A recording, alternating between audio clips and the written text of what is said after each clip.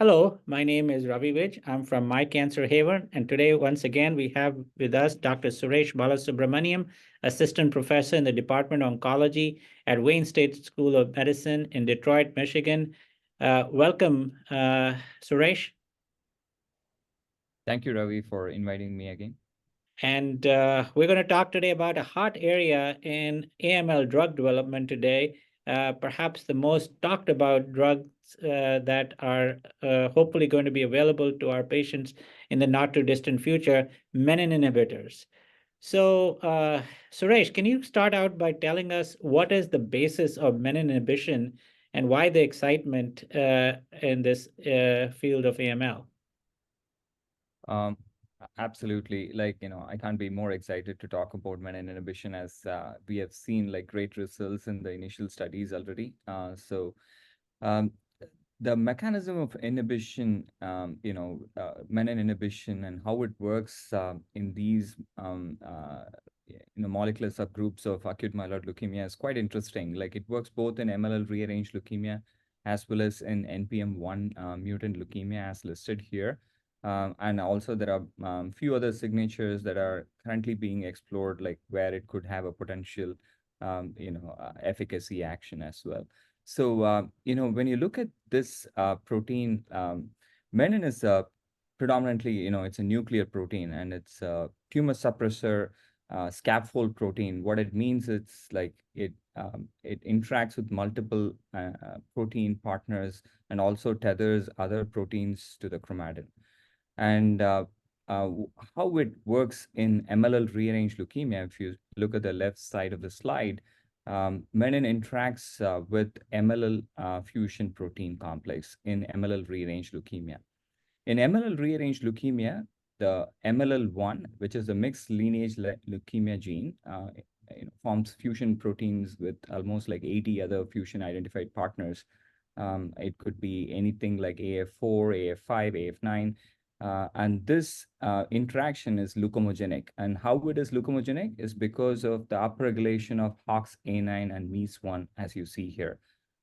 And what happens with menin inhibition is this inhibition disrupts the interaction of the menin with KMT2A or the MLL fusion protein complex, which is otherwise. So this disruption ultimately leads to downregulation of HOXA9 and MEIS1, causing differentiation of the AML blast as well as anti-leukemogenic effect. So what was interesting was also like, if you look at NPM1 mutant leukemia, where there is no fusion protein complex with MLL, because that is not the characteristic signature you see in NPM1 mutant leukemia, the disrupting the interaction between menin and the wild type KMT2A also led to decreased HOXA9 and MEIS1 signature in NPM1 mutant leukemia, and that's where the development of this compound in that space was done as well. So still, a lot of things are currently being explored beyond, these two signatures, like where it could have a potential mechanism of action. And this is in short about like how it can work in these two signatures described here. So, how common are these two abnormalities, and what is the implication in terms of how they affect overall prognosis in AML? Well, if I want to take the right side of the slide, NPM1 mutant leukemia, of course, it's common in adult population. It's probably around 30 to 40% of all AML. It can just occur by itself, or it can have coexisting other mutational signatures like FLT3, IDH1 and 2, DNMT3A, and of course, a couple of them are targetable at this point. When you look at NPM1 mutant patients, they by far form the majority of acute myeloid leukemia patients. So a majority of them, like if they occur as a single mutation by itself, it is the best prognosticator by the most recent ELN classification schema even. So you get better prognosis just with chemotherapy alone. Many centers are going based on MRD, approach where you still follow patients with NPM1 transcripts to see like, whether chemotherapy is still enough or not. But in general, they are very chemo responsive. They have a good prognosis. But like you see, like considerable amount of patients do relapse with NPM1 mutant leukemia, and that's where it is lacking in terms of how we're going to expand the treatment armamentarium. With respect to MLL rearranged leukemias, it's not that common in adult population. It's probably like 5% to 10% max, based on the literature you're looking at. It's very common in pediatric patient population though. And it leads to a mixed phenotype where you can, have like more of a ALL as well as an AML type in terms of morphology. If you look at MLL rearranged leukemia, they're in general very aggressive, cancers to begin with. And the impact of, novel therapies in these two molecular subgroups are tremendous for sure. So obviously, we have a number of these in development. A couple have moved along further and getting closer to being commercially available for our patients. The first of these, I think, is before the FDA at this time, revumenib, and this was last presented at a late-breaking abstract session at the American Society Hematology meeting in 2023. So what can you tell us about this compound and the trial, the Augment 101 study that was done? How were patients accrued, and we'll get through the demographics and the results in a minute. Sure. As you said, like this is one of the first drugs that's kind of leading the treatment armamentarium for these molecular signatures in this target. They had like included, this is a phase 2 design that was presented as a late breaking abstract in ASH 2023. I think they had around 90 plus patients who received at least one dose of the study drug were included into the safety analysis, and 57 were, I think I'm going to correct myself. So I think 94 were included for efficacy and 57 for safety analysis. So I think this trial had both KMT2A rearranged acute myeloid leukemia as well as NPM1 mutant, but NPM1 mutant patients were not included in this specific analysis, and results are not reported yet. It's hopeful to be seen soon. The key endpoints are pretty much consistent with any of the current clinical trial space, like looking at complete response and CR/CRh rate, as well as composite complete response and overall response. So what kind of patients were enrolled on the study? So they had majority of patients were AML, and this study also allowed since it was based on molecular signatures, they did allow like acute lymphoblastic leukemia patients, and like 1 or 2% were mixed phenotype. And if you look at like probably like 10 to 15% of patients also had other co-mutational signatures. Some of these are quite aggressive signatures like FLT3, RAS, and P53. And almost like a quarter of patients were considered to be primary refractory to any of the treatment that they received. So I think this population of patients are probably the common patients that we have been seeing in the clinic who are aggressive, who are having aggressive form of leukemias. So how did these patients do? This was quite an encouraging results in this kind of population. Like you're talking about a very aggressive form of molecular signature in AML, and when they relapse, things look glimmer until they are transplanted, and even transplant may not absolutely work in relapse setting, like as you might know. So looking at a CR/CRh rate of around 25% is quite impressive, and the overall response rate they reported around like in the ballpark of 60%. This was kind of unheard of in this kind of heavily treated population relapse refractory setting. And if you look at patients who had CR/CRh, among the 10 they evaluated, like 70% of them had MRD negativity, and even in patients with composite complete remission, it was close to 70% again. So this was quite impressive to note that like the MRD negativity in patients who are relapsing after their primary treatment, it gives a lot of potential to consolidate their care with further lines of treatment, including transplant. And I think they also had,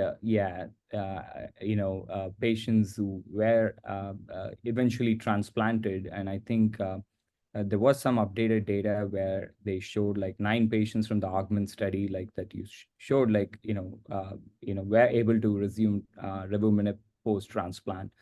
And I think majority of them were KMT2A, and one had a NUP98 rearrangement, and one was NPM1 mutant leukemia.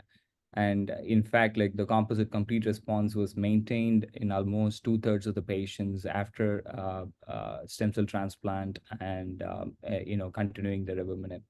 So and what was also interesting in this, probably not in the slide, like I think one patient was MRD positive post-transplant, but turned negative after maintenance revumenib.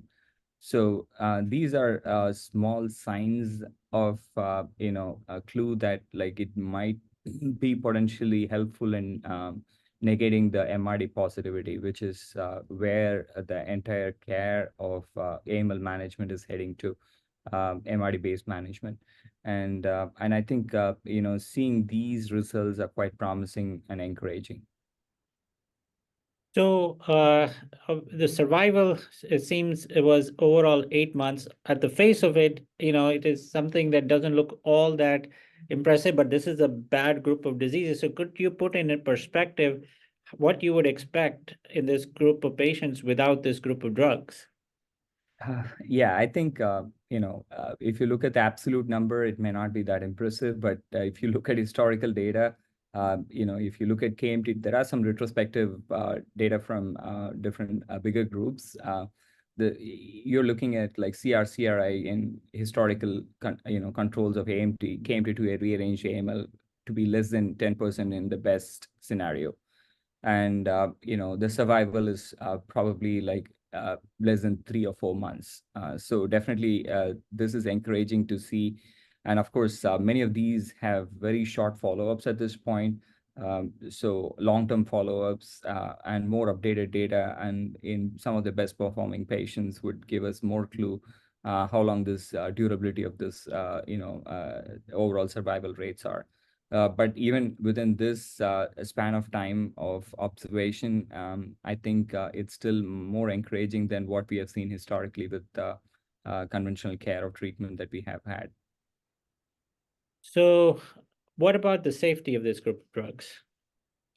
The safety profile for each of these menin inhibitors currently in clinical trials are quite different. In revumenib, like this again, like menin inhibition eventually differentiates the leukemic blasts to mature cells. So you expect a lot of differentiation syndrome.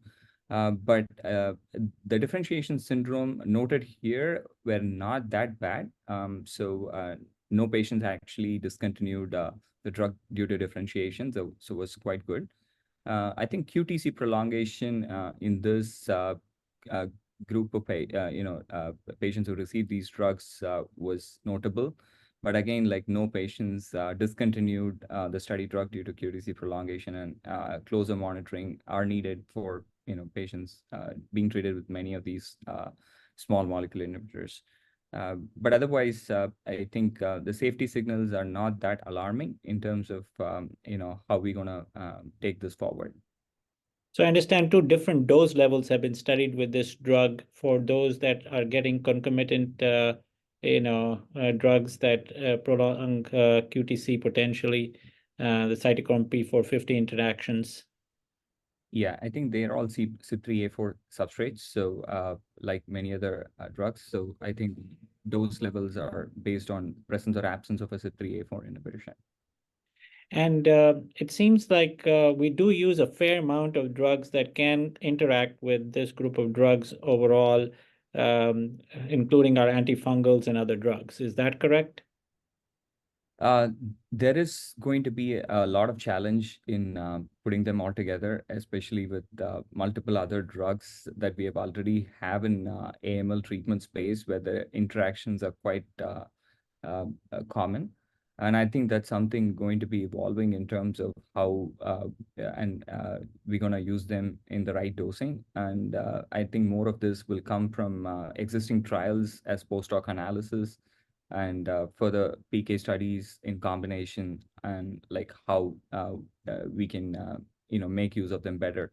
And there are quite a few trials currently up and running to look at interactions. So the other one that is further along in development is ziftomenib, and I think this was presented at the EHA meeting. Can you enlighten us about what we have learned so far from this drug in this trial? Absolutely. This is, I would probably think, as the second drug in the same space where clinical trials have shown encouraging results. This was, yeah, presented at EHA last year. The trial actually included only AML patients above 18 years of age. So, the phase 1A that was previously published included all genotypes, and then phase 1B included only NPM1 mutant and KMT2A rearranged leukemias, whereas only NPM1 mutant patients were included in this dose expansion cohort phase 1B study. Um, I think, as you see here, the median age of patients enrolled into the study was 70. The performance status was fairly comparable to what you would see in the clinic. And many of these patients have been treated in the past, relapsed. So you're talking about an aggressive disease, and the mutational signatures coexisting was quite comparable to what we see in the clinic with FLT3s and IDH1 and 2.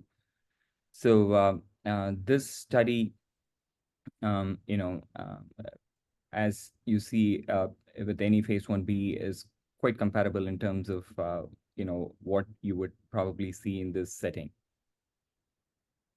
So what do we know about the activity of this compound in this group of NPM1 mutated patients?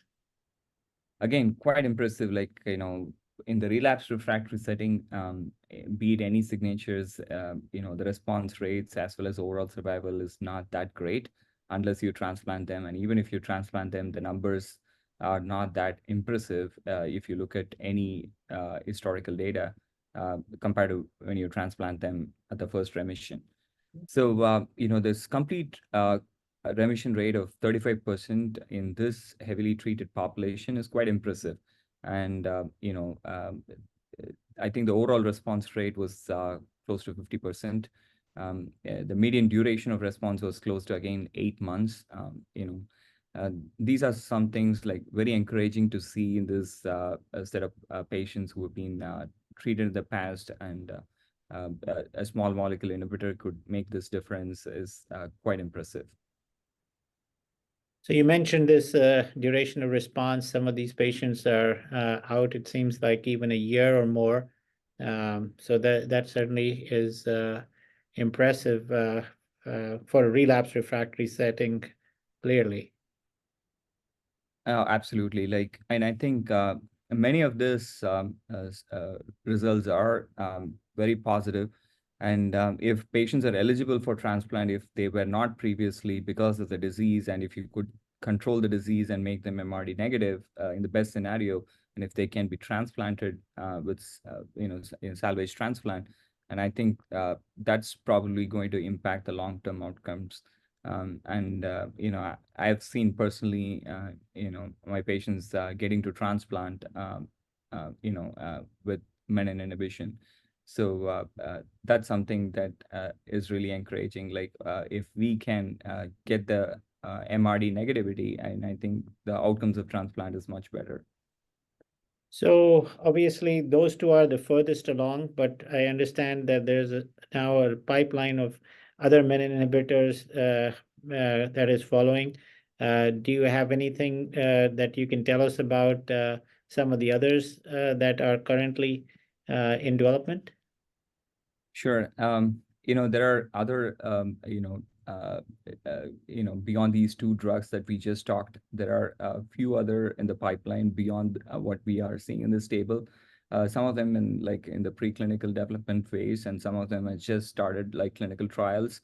Again, like those results are not yet to be seen. I'm hoping that it should be available in the near time future in any of the conferences. And having more drugs in the same space is definitely more encouraging as well. And I think it gives us more options, especially trying to figure out which molecular signatures may respond to each of these drugs better or not. Despite being in the same space, not all the drugs may have uniform efficacy.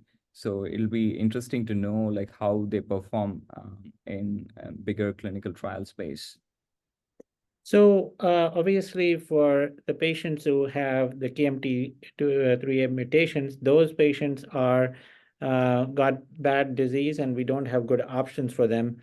And we do see clearly that these patients are benefiting. For the NPM1 mutation patients, certainly there's clear-cut benefit. But as you pointed out, a lot of these patients have co-mutations. So how do you foresee in the future this being integrated into the relapsed refractory paradigm in case a patient has a co-mutation in a FLT3 or an IDH1, IDH2, which seem to occur in up to 40% of cases? Great question. So um, the initial studies did allow other co-mutations to exist, and many of definitely the early development of a compound will not let use of other inhibitors along with the study drug. But the more recent trials, have started incorporating, the use of other clinically available inhibitors like in combination with FLT3, and there is good amount of preclinical data that exists to support this combination too. So I foresee probably like if in the ideal world to be having multiple small molecule inhibitors to target different uh, pathways at the same time. And we already in clinical practice try to do that to some extent if we can negate any toxicity. But toxicity might be a concern when you combine like a few small molecule inhibitors to target different things at the same time. But that's something it's going to be a process that we have to learn to manage, and ideally to see the best results with least toxicity. So it seems like revumenib may get there first, mainly for the MLL rearranged population. That ziftomenib at the same moment doesn't seem to be going after that population, but more focused on the NPM1 mutated population. Is that fair to say? Um, there was some development initially in the KMT2A space with ziftomenib, but there were concerns of differentiation syndrome with KMT2A rearrangement. And I think the focus is more geared towards combination therapies in KMT2A rearranged leukemias and ziftomenib. Those results are yet to be, reported, and I'm hoping to see something in EHA or HASH this year. Those results will give us more light about like how these drugs can be, used in combination as well. Also, it seems like the ziftomenib may have less drug-drug interactions. Is that also the case? Um, the drug-drug interactions, you mean like The issue with cytochrome P450 interactions and QTC prolongation, is that a little less of a worry with the ziftomenib? to my knowledge, I haven't seen any safety signals with respect to QT prolongation with ziftomenib that I've read in the literature. And also, drug-drug interaction do exist in terms of using certain drugs to increase the concentration of ziftomenib, even in the clinical trial space. And there are specific trials that are being studied in subgroups in the phase one portion of the study to look into some of these drug-drug interactions as well with respect to ziftomenib, but more so in relationship to increasing the concentration and ultimate efficacy of the study drug as such. Well, I really appreciate your taking the time and educating us about this exciting group of drugs, which is probably coming our way for clinical utility in the not too distant future. And look forward to having you back to talk to us and educate us about other exciting developments in the near future. Absolutely.